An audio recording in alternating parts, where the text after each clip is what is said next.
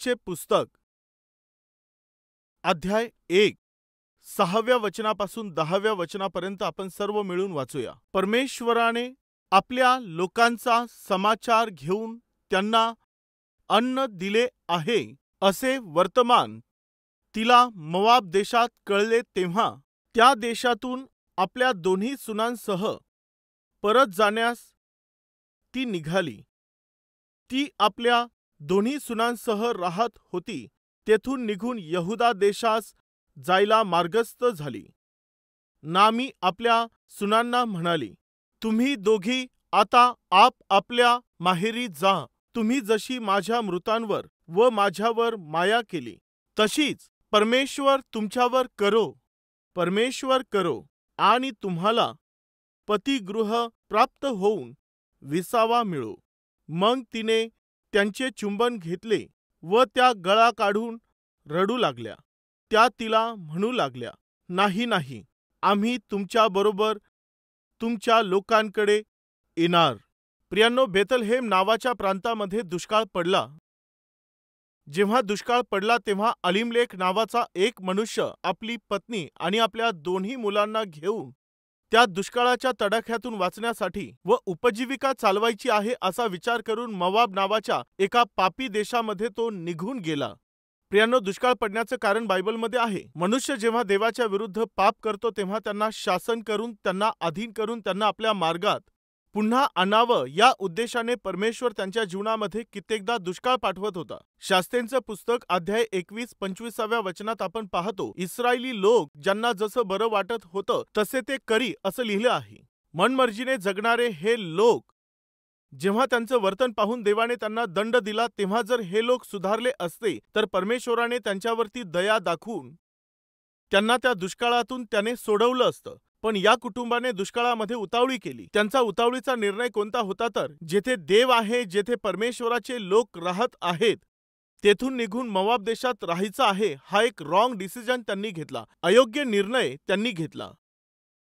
अलीमलेक हा जो त्या कुटुंबाचा एक प्रमुख होता, चला मी तुमचा तिकडे सांभाळ करतो असं बोलून तो आपली पत्नी आणि आपल्या दोन्ही मुलांना घेऊन मोआब देशात निघून गेला। संगोपन करेल असं म्हणून तो घेऊन गेला, परंतु त्याच्या जीवनामध्ये देवाची उपस्थिती नव्हती, देवाची शांती नव्हती व शेवटी तो तेथे मृत्यू पावला। त्याचा मृत्यू झाल्यावर तरी कमीत कमी नामीने समज घेतली पाहिजे होती। आपण देवापासून दूर आलो आहोत, जेथे देव नाही अशा स्थानात आपण आलो आहोत, हे आपल्यासाठी चांगलं नाही हे जाणून घेऊन तिने कमीत कमी पुन्हा परत जेथे देव आहे त्या स्थानी यायला पाहिजे होतं, परंतु ती अशा प्रकारे आली नाही। देवाने इशारा देऊन देखील देवाच्या संकेताकडे तिने लक्ष न देता तिने तेथे स्थिर होण्याचा प्रयत्न केला आणि आपल्या दोन्ही मुलांचं लग्न तेथे असणाऱ्या मोआबी स्त्रियांसोबत तिने लावून दिलं। लग्न होऊन 10 वर्ष झाले तरी देखील त्यांना काही मुलबाळ झालं नाही। परमेश्वरापासून दूर झाल्यामुळे ते आपल्या जीवनामध्ये नुकसान, कष्ट, क्लेश आणि समस्या भोगत असताना व ते अनुभवत असताना तरी देखील त्यांनी डोळे उघडले नाही व परिणाम असा झाला, तिचे जे दोन्ही पुत्र होते ते निसंतान असे मृत्यू पावले। आता त्या घरामध्ये केवळ 3च स्त्रिया राहिल्या आणि त्या तिघीही विधवा बनल्या। पुरुषाची साथ नाही असं जीवन, वृक्ष आणि वैराण असं आयुष्य का त्या कुटुंबाला अशा प्रकारे दुर्भाग्याचं असं जीवन जगावं लागलं? याचं प्रमुख कारण होतं त्यांनी घेतलेला तो अयोग्य निर्णय, एक रॉंग डिसिजन। हताश आणि निराश होऊन जेव्हा ते दुःख भोगत होते, घरात कोणी पुरुष नव्हता, त्यांना आधार देणारं कोणीही नव्हतं, कोणत्याही जोडीदाराशिवाय, सहाय्यकाशिवाय, आधाराशिवाय जेव्हा ते दुःख भोगत होते तेव्हा एक आनंदाची बातमी आली व ती बातमी नामीने ऐकली। कोणती होती ती आनंदाची बातमी म्हटलं तर परमेश्वराने आपल्या लोकांची मदत केलेली आहे। जे लोक बेथलहेम व त्याच्या आजूबाजूच्या प्रांतामध्ये राहून आम्ही केलेल्या पापांमुळे परमेश्वर आम्हाला शासन करत आहे, यामुळे त्या देवाच्या हातांनी शिक्षा सहन करणं आमच्यासाठी चांगलं आहे। त्या देवापासून आणि देवाच्या दंडापासून पळण्यापेक्षा भलं त्या देवाच्या उपस्थितीपासून दूर जाण्यापेक्षा आम्ही केलेल्या चुकांबद्दल परमेश्वर जर आम्हाला दंड देत आहे तर त्याचा स्वीकार करून सहन करणंच आमच्यासाठी भलं आहे हा विचार करून जे लोक बेथलहेममध्येच देवाच्या दयेसाठी आणि त्याच्या कृपेसाठी वाट पाहत होते, परमेश्वर आम्हावर कृपा करेल, परमेश्वर आमच्यावर दया दाखवेल, परमेश्वर देव आम्हाला उत्तर देईल व आम्हाला चांगले दिवस दाखवील. आमच्या अश्रूंना, आमच्या कष्टांना, आमच्या भुकेला आणि आमच्या आर्थिक अडचणींना दूर करील. आम्हाला चांगले दिवस येतील. तो दिवस जोपर्यंत येत नाही तोपर्यंत देवाला सोडून न देता देवावरच अवलंबून राहू हा विचार करून ज्यांनी त्याच बेथलहेम शहरामध्ये परमेश्वराला शरण राहून तेथेच थांबले होते, परमेश्वराने त्यांची आठवण केली. बायबलमध्ये सुंदर वचन आहे. 6वे वचन मी वाचत आहे. देवाने आपल्या लोकांची, कोणाची? ज्यांनी देवाचा आश्रय घेतला, जे परमेश्वरावरती निर्भर राहिले, ज्यांनी परमेश्वराच्या दयेची प्रतीक्षा केली, त्या लोकांची परमेश्वराने मदत केली. त्यांना अन्न पाहिजे होतं. दुष्काळात पडलेल्या लोकांना अन्नाची गरज होती. जी त्यांची गरज होती, जे त्यांच्यासाठी अतिशय गरजेचं होतं, ते त्यांना देण्याकरिता परमेश्वराने त्यांचा समाचार घेतला आहे. हे जे सत्य आहे, ही जी बातमी आहे, मोआब देशामध्ये राहणाऱ्या नामीकडे जाऊन पोहोचली.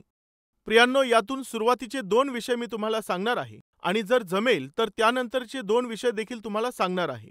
पहिलं आहे प्रचार करण्यात आलेलं सत्य आणि दुसरं प्रचार करण्यात आलेलं स्थान. पहिलं आहे प्रचार करण्यात आलेलं सत्य. एका सत्याचा प्रचार करण्यात आला. ते सत्य कोणतं होतं सांगायचं तर, दुष्काळामध्ये अडकलेल्या लोकांची त्यांच्यावरती प्रेम करणाऱ्या देवाने मदत केली. कष्टांमध्ये व अश्रूंमध्ये बुडून गेलेल्या त्याच्या लोकांची, ज्या देवाने त्यांची निर्मिती केली होती, त्यांची मदत केली. हे सत्य. भयंकर अशा भुकेने व्याकुळ झालेल्या यहुदा प्रांतातील लोकांची देवाने मदत केली. देवाने त्यांची काळजी घेतली. देवाने त्यांच्यावर कृपा दाखवली. परमेश्वराने त्यांचा समाचार घेऊन त्यांना अन्न पुरवलं. हे ते सत्य होतं. या सत्याविषयी कोणीतरी स्वतःजवळ न ठेवता ते त्यांनी सांगितलं. त्यांना मिळालेल्या आशीर्वादांबद्दल, त्यांना मिळालेल्या आनंदाविषयी व त्यांच्यावर झालेल्या परमेश्वराच्या कृपेविषयी ते लपून न ठेवता कोणीतरी त्याविषयी प्रचार केला. पाहिलं का परमेश्वराने काय केलं? आम्ही चूक केली, यामुळे परमेश्वराने आम्हाला शिक्षा केली. आम्ही मनमर्जीने जगू लागल्यामुळे परमेश्वर देवाने आमच्यावरती दुष्काळ पाठवला. परंतु जेव्हा आम्ही देवाला शरण गेलो आणि क्षमा मागितली, देवाने आम्हावर दया दाखवली व त्या दुष्काळामधून परमेश्वराने आम्हाला सोडवलं. त्या भयंकर विपत्तीमधून देवाने आमच्यावर दया दाखवून आम्हाला बाहेर काढलं व तो परमेश्वर आता आम्हाला समृद्धीने अन्न पुरवत आहे. आज आम्ही सुख समाधानामध्ये राहत आहोत, समृद्धीमध्ये राहत आहोत. अन्नधान्य आमच्याकडे भरपूर आहे. याचं कारण म्हणजे ज्याच्यावर आम्ही विश्वास ठेवला तो आम्हाला पुरवत आहे. ही ती आनंदाची बातमी होती. हे ते सत्य होतं. हे जे सत्य होतं, कोणीतरी जबाबदार व्यक्तींनी ते ज्या सत्याचा अनुभव घेत होते ते लपून न ठेवता त्याविषयी त्यांनी सांगत गेले. त्यांच्या आयुष्यात त्यांचं जे भलं झालं ते केवळ अनुभव घेऊन विसरून न जाता त्याविषयी ते लोकांना सांगू लागले. अशा प्रकारे त्यांनी इतरांना ते सांगितलं. यामुळे त्याविषयीची बातमी कोणापर्यंत जाऊन पोहोचली? मोआब देशामध्ये राहणाऱ्या नामीपर्यंत ती बातमी जाऊन पोहोचली. ती कोणती होती? परमेश्वराने आपल्या लोकांचा समाचार घेतला आहे. परमेश्वराने आपल्या लोकांना अन्न दिले आहे. दुष्काळातून त्याने त्यांना बाहेर काढलं. अशा प्रकारचं हे सत्य लपून न ठेवता काही लोकांनी ते सांगितलं. यामुळे त्याचा प्रचार केल्यामुळे मोआब देशामध्ये राहत असणाऱ्या त्या नामीला ते समजलं. प्रिय भाऊ आणि बहिणींनो, देवाने तुमच्या जीवनात मदत केली आहे का? देवाने तुमच्या जीवनांना सुधारलं आहे का? तुमच्या पापी सवयींमधून, पापी स्वभावामधून तुम्हाला त्याने सोडवलं आहे का? त्या वाईट सवयींमधून परमेश्वराने तुम्हाला मुक्त केलं आहे का? अशांतीने भरलेल्या तुमच्या कुटुंबाला परमेश्वर देवाने शांतीने भरलेलं आहे का? असाध्य रोगांनी त्रस्त झालेल्या तुम्हाला देवाने आरोग्य दिलेलं आहे का? जेव्हा तुमचे मुलं बिघडत चाललेले होते तेव्हा परमेश्वराने तुमची प्रार्थना ऐकून तुमच्या मुलांना पूर्णपणे बदललं आहे का? मग तुम्ही शांत कसे राहू शकता? परमेश्वराने केलेलं चांगुलपण तुम्ही प्राप्त करून त्याविषयी कोणाला न सांगता तुम्ही गप्प कसे राहू शकता? 12 वर्षापासून रक्तस्रावाचा त्रास असणारी स्त्री, तिने बरेचसे प्रयत्न केले होते, बऱ्याच डॉक्टरांकडे गेली होती, बराचसा पैसा तिने खर्च केला होता, परंतु तरीही तिला आरोग्य मिळालेलं नव्हतं. ती तिच्या जीवनावरती निराश झालेली होती. जगण्याची आशा तिने गमावलेली होती. आता मी मरून गेलेलं बरं आहे अशा स्थितीत ती पोहोचलेली होती. अशा त्या वेळेमध्ये तिला कोणीतरी सांगितलं, प्रभू येशू ख्रिस्त जो जगाचा तारणारा आहे तो आपल्या गावात आलेला आहे. तू एकदा जाऊन त्याला भेट. एकदा जाऊन तू तुझी समस्या त्याला सांग. कोणतीही समस्या असली तरी त्याचा उपाय येशू ख्रिस्ताकडे आहे. कोणत्याही प्रकारच्या रोगाला तो येशू बरा करू शकतो. कोणत्याही प्रकारे निराशेने भरलेल्या जीवनांना तो येशू आशेने भरू शकतो. एकदा तू त्या ख्रिस्ताकडे जाऊन पहा. 12 वर्षापासून तू अनेकशा जागेंमध्ये गेली, आपल्या समस्या तू अनेक लोकांना सांगितल्यास, अनेक प्रयत्न तू केलेस, अनेक डॉक्टरांकडे तू गेली, वेगवेगळ्या औषधांचा उपयोग तू केलास, पण आता एकदा तू त्या येशूकडे जाऊन पहा. कोणीतरी तिला सांगितलं. ते शब्द ऐकून रक्तस्रावाच्या त्रासाने ग्रसित असलेली ती स्त्री जेव्हा येशू ख्रिस्त तिच्या गावात त्या प्रांतात आला, मला प्रभूला भेटायचं आहे आणि जाऊन त्याला माझी समस्या सांगायची आहे असं तिने ठरवलं. पण अनेक लोकांनी येशू ख्रिस्ताच्या भोवती गर्दी केलेली होती. यामुळे जेव्हा तिने येशूच्या चेहऱ्याकडे पाहिलं, माहिती नाही तिच्यात विश्वास उत्पन्न झाला. हा महान प्रभू दयेचा सागर आहे. जगाचं तारण करणारा अद्भुत तारणारा आहे. दया करणारा सामर्थी परमेश्वर आहे. त्याच्या समोर जाऊन मी माझी समस्या त्याला सांगू शकत नाही, परंतु मी त्याच्या वस्त्रांच्या गोंड्याला जरी स्पर्श केला तरी मी बरी होऊन जाईल, हा विश्वास तिने ठेवला. तिने विश्वास ठेवला आणि उशीर न करता ती हळूच गेली आणि येशूच्या वस्त्रांना ती शिवली. जसंच येशूच्या वस्त्रांच्या गोंड्याला तिने स्पर्श केला, 12 वर्षापासून रक्तस्रावाच्या त्या आजारापासून 1 मिनिटामध्ये तिला सुटका मिळाली व अद्भुत कार्य घडलं. 12 वर्षापासून जी समस्या तिला होती, 12 वर्षापासून जी समस्या तिचा पाठलाग करत होती, 12 वर्षापासून ज्या समस्येने तिची झोप उडवलेली होती, त्या समस्येला परमेश्वराने 1 मिनिटातच तिच्या जीवनातून दूर केलं. असू शकतं की आज तुम्ही एखाद्या समस्येला तोंड देत असाल. अनेक वर्षांपासून तुम्ही त्या समस्येचा सामना करत असाल. अनेक लोकांना सांगून देखील तुमची ती समस्या दूर झाली नाही. त्या समस्येमुळे तुम्ही दुःखामध्ये आहात. अशा प्रकारे अनेक वर्षांपासून त्या समस्येमुळे तुम्ही तळमळत असाल. प्रिय भाऊ आणि बहिणींनो, तुमच्यासाठी आनंदाची बातमी आहे. तुमची समस्या कितीही भयंकर असेल, ती कितीही जुनी समस्या असेल, ती अनेक वर्षांपासून तुमच्या जीवनात असेल, परंतु माझा प्रभू एका क्षणामध्येच त्या समस्येचं समाधान करू शकणारा आहे. जर तुम्ही त्या देवाला भेटाल तर, त्याच्या उपस्थितीमध्ये आपली समस्या त्याला सांगाल तर, तो तुमची समस्या दूर करेल. 12 वर्षांपासून जिची समस्या कुणी दूर करत नव्हतं, असाध्य रोगाने ग्रस्त असलेली ही स्त्री जेव्हा ती येशूकडे गेली तेव्हा येशूने अद्भुत रीतीने तिला बरं केलं. त्याने तिला मोफत बरं केलं. कोणतीही अपेक्षा न बाळगता बरं केलं. जसंच तिला ते आरोग्य प्राप्त झालं, ते आरोग्य तिला प्राप्त झाल्यानंतर तिने एक चूक केली. कोणती माहीत आहे? तिला आरोग्य मिळाल्याविषयी तिने आभार मानून येशूला त्याविषयी सांगितलं नाही आणि आपल्या आजूबाजूच्या लोकांना साक्ष देखील तिने दिली नाही. ती गुप्तपणे आली, गुप्तपणे ती येशूच्या वस्त्रांना शिवली व ती बरी देखील झाली. चला, बरं झालं, जे मला पाहिजे होतं ते मला मिळालं, माझ्यासाठी एवढं पुरेसं आहे, हा विचार करत गुप्तपणे जाऊ लागली. जेव्हा ती जाऊ लागली तेव्हा येशूने म्हटलं, कोणीतरी मला स्पर्श केला आहे. माझ्या वस्त्रांना कोण शिवलेलं आहे? येशूला माहीत होतं की काय घडलेलं आहे. तेव्हा लगेच त्या स्त्रीला समजून आलं की येशूला आता हे समजलेलं आहे. मी त्याच्या वस्त्रांना स्पर्श केलेला आहे आणि मी बरी झालेली आहे. आता मी हे गुप्त ठेवू शकत नाही. हे जाणून घेऊन ती पुढे आली. प्रभूजी, ती मीच आहे. मीच तुझ्या वस्त्रांना स्पर्श केला. तू का स्पर्श केला सांग. काय झालं होतं ते सांग. मला 12 वर्षापासून रक्तस्रावाचा आजार होता. त्यावर मी माझा सर्व पैसा खर्च केला अनेकशा वैद्यांकडे मी गेले, अनेकशे उपचार मी त्यांच्याकडून घेतले, अनेक औषधं घेतले, अनेक लोकांना भेटले, पण आजार बरा झाला नाही. माझ्या हातात 1 रुपया शिल्लक राहिला नाही. अशा स्थितीत मी तुझ्याकडे आले.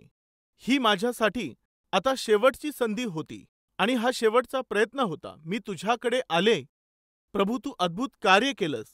मी तुझ्या वस्त्रांना स्पर्श केल्याबरोबर लगेच मी बरी झाले. प्रियांनो, लक्ष देऊन ऐका. बरी झाली होती त्या स्त्रीने काय केलं माहीत आहे? कोणाला काहीच न सांगता निघून जाण्याचा विचार तिने केला. ती तिची सवय होती. पण येशू काय करतो माहीत आहे? ज्याच्या जीवनामध्ये भलं केलेलं आहे त्या व्यक्तीला तो गप्प राहू देत नाही. देवाकडून ज्याला आशीर्वाद मिळाले आहे, देवाने ज्याचं भलं केलेलं आहे, त्यांनी गप्प राहता कामा नये. सांगत चला. तुमच्या जीवनात काय घडलेलं आहे ते सांगा. तुमच्या जीवनात कसं अद्भुत कार्य घडलं, तुमच्या जीवनात कोणता बदल झाला, देवाने तुम्हाला कसं बदललं हे सांगा. प्रियांनो, बेथलहेम येथील लोक पोटभर अन्न मिळाल्यानंतर जर ते गप्प राहिले असते तर देवाने केलेल्या अद्भुत कार्याविषयी मोआब देशात राहणाऱ्या नामीला ते ऐकता आलं असतं का? आलं असतं का? ऐकता आलं नसतं. आज हे वचन ऐकणाऱ्या भाऊ आणि बहिणींनो, जीवनाला बदलणारा परमेश्वर आहे व तो प्रभू येशू ख्रिस्त आहे. पापाच्या बंधनामध्ये अडकलेल्या लोकांना सोडवणारा परमेश्वर आहे आणि तो प्रभू येशू ख्रिस्त आहे.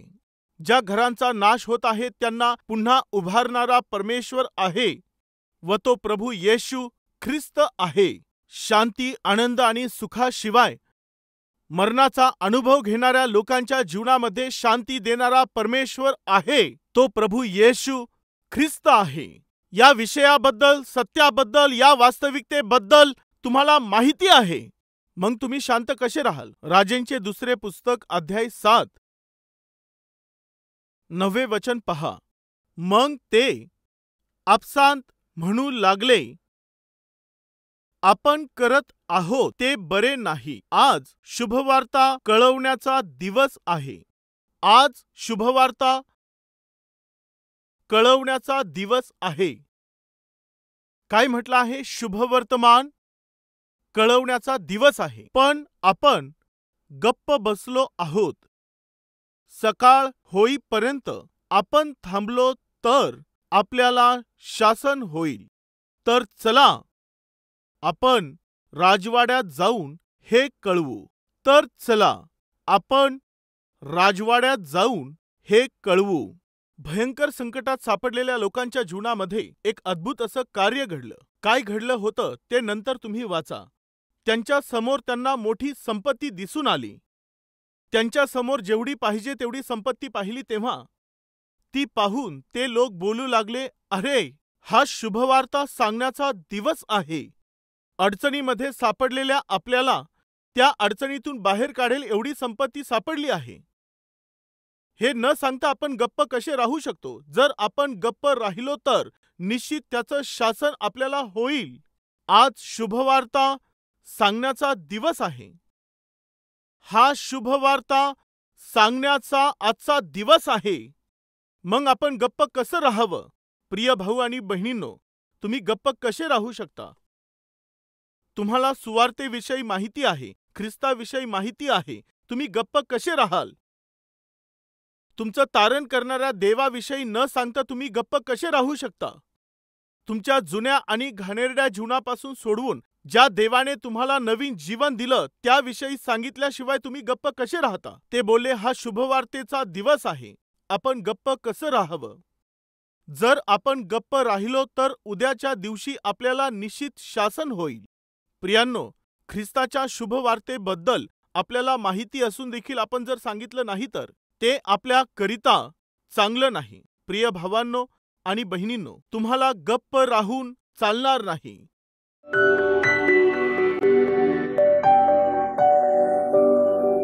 पवित्र परमेश्वर बापा, सरळ व स्पष्टपणे आम्हाशी बोललास त्याकरिता तुझे आभार मानतो. तुझ्याविषयीचं सत्य आम्ही गुप्त ठेवता कामा नये. ते आम्ही दररोज प्रचार करत राहिलं पाहिजे. विधर्मी लोकांमध्ये जाऊन तुझ्याविषयीची शुभवार्ता आणि तुझी सुवार्ता आम्हाला तेथे जाऊन गाजवायची आहे. ही एक मंडळी म्हणून आम्हाला दिलेली जबाबदारी आहे, तसंच वैयक्तिकरित्या आमची ती एक जबाबदारी आहे. हे सत्य आणि ही वास्तविकता स्वीकारून जगण्यासाठी तू सहाय्य कर. आजचा संदेश जे लोक ऐकत आहेत व ज्यांना तुझी प्रीती प्राप्त झाली आहे, ती प्रीती व्यक्त करण्यास त्यांचं सहाय्य कर. ज्यांनी तुझ्या कृपेची रुची घेतली आहे त्याविषयी इतरांना सांगण्यासाठी सहाय्य कर. येशूच्या नावाने प्रार्थना मागतो बापा. आमेन. आमचा पत्ता Calvary, post box number 30, Kukatpally, Hyderabad 72.